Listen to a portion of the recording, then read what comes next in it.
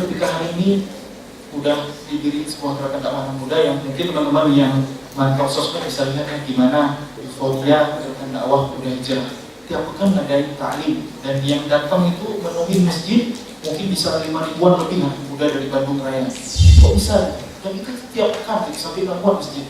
Markasnya itu di Masjid Al-Latif sampai harus dipindahin ke Masjid Trans Studio Bandung yang lebih luas. Gimana cara-caranya? Ya tentunya berdakwah dengan bahasa kaumnya, dengan bahasa anak muda gitu. Gimana sih ngemas kajiannya itu yang dibutuhin sama anak muda banget. Misalnya biasanya sih yang senang digaduhi sama anak muda yang temanya contohnya misalnya kayak jomblo fisabilillah. Senang kalau anak muda. Contohnya ya, memang temanya itu atau derita jomblo di para dosa misalnya. Pokoknya yang kalau yang single-singlelillah itu senang. Contohnya ya dan banyak yang lain itu.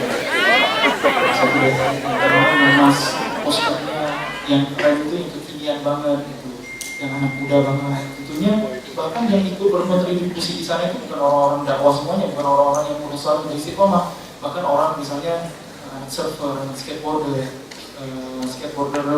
profesional misalnya, anak PNT segala macam itu ngumpul jadi pengurus ikutan gerakan dakwah muda hijrah. Masya Allah luar biasa. Makanya salah satunya kan markasnya itu di Masjid Al-Latif.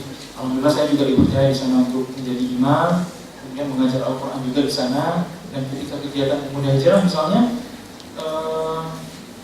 saya jadi imam tuh. Yang datang kan ramainya anak muda.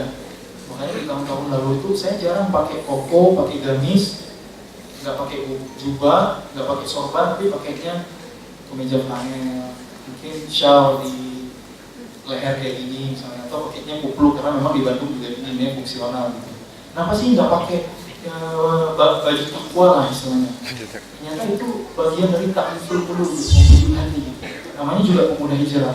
Market dakwahnya itu kan bukan orang-orang yang udah istiqomah, bukan orang-orang yang memang dari dulu besar udah aktivis, anak rohis, bukan. Tapi anak-anak muda yang dalam tanda kutip masih gemar ya maksiat, keluar di dunia malamnya dan lain sebagainya, diajak nih supaya mau berhijrah, atau mereka udah bosan nakal, nampak momentum hijrahnya tuh mau diajak masjid. Pas nyampe di masjid dengan kondisi mereka mungkin badannya penuh dengan tato, pokoknya stylenya tuh masih anak muda banget kan. Tiba-tiba misalnya ketemu ketemu dengan sosok-sosok orang-orang yang berjubah putih, sorban, pasti mereka bakal berisik. Waduh, ini sosok-sosok malaikat semuanya. Saya penuh soda, dosa gitu. Gitu ya. Jadi itu tadi pukul. Kalau sekarang udah lain lagi gitu, amanah kota udah lain lagi, udah cakupan dakwah. Alhamdulillah ya Allah, sekali lagi yang Allah mengingatkan kepada saya juga udah lebih luas gitu di Indonesia, bahkan di luar Indonesia. Tentunya saya juga udah harus berpenampilan bagaimana sih penampilan yang islami, misalnya minimal ketika sholat sudah berjubah, berpenutup kepala dan sebagainya, karena memang utamaannya seperti itu. Jadi itu contoh teman-teman bagaimana fikih dakwahnya anak muda, dakwah sesuai dengan realitas. Jadi ketika hari ini ditanyakan gimana sih biar anak muda itu senang sama Quran, cinta sama Quran gitu. Yang kita lihat di hari ini tren ya, tradisi yang udah dibentuk boleh jadi bukan dari Islam itu sendiri, bahkan dari musuh-musuh Islam. Misalnya mereka sebut saja ada orang Zionis, mereka kan bikin standar keren. Iklannya keren itu fashion, mereka pasti ke barat gitu.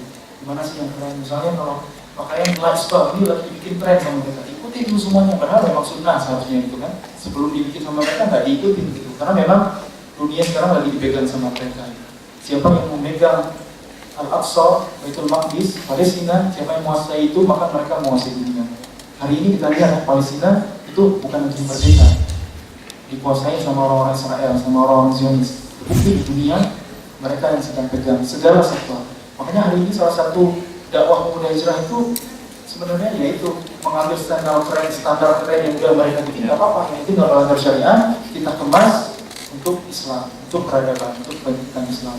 Dan namanya sebuah gerakan bukan sekedar event organizer, tapi jangka panjang ke depan. Ketika hari ini Allah mengenalkan saya, kecelakaan di saya, dapat ujian popularitas misalnya.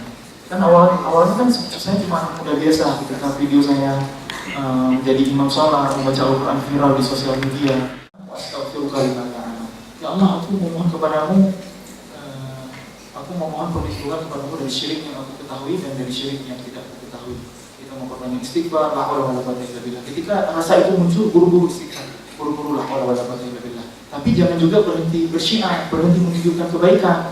Karena satu sisi setan menang di situ. Siapa lagi yang akan membuat Islam itu populer di masyarakat? Ketika hari ini misalnya anak-anak muda khususnya di Indonesia menganggap saya sebagai idola barangkali. Walaupun saya berharap seharusnya sih yang diidolain Rasulullah, saya harus ngarahin ke sana nih, jangan saya punya banyak aib yang Allah lindungi, nggak pantas banget gitu.